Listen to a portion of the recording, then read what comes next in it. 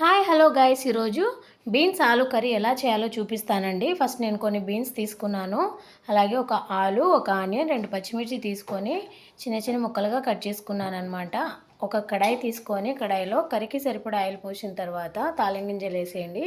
వేసిన తర్వాత ముందుగా కట్ చేసుకున్నాం కదా ఆనియన్, పచ్చిమిర్చి కూడా వేసి గోల్డెన్ ఫ్లవర్ వచ్చే వరకు ఫ్రై చేస్తూ ఉండాలండి. అందులో 2 రెమ్మల కరివేపాకు కూడా వేసేయండి. గోల్డెన్ ఫ్లవర్ వచ్చిన తర్వాత బీన్స్ ముక్కలు కూడా వేసేయండి.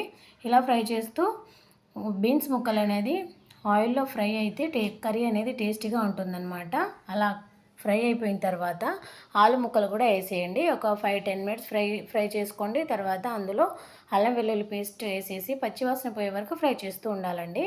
అలా ఫ్రై అయిపోయిన తర్వాత పసుపు, కారం, ఉప్పు కూడా వేసేసి ఒక 5 మినిట్స్ అలా ఫ్రై చేసుకుంటే సరిపోతుందండి. కర్రీ అనేది రెడీ అయిపోయింది. దీన్ని కొత్తిమీరతో గార్నిష్ చేసుకోండి, సరిపోతుంది. వీడియో నచ్చితే లైక్ చేయండి, సబ్స్క్రైబ్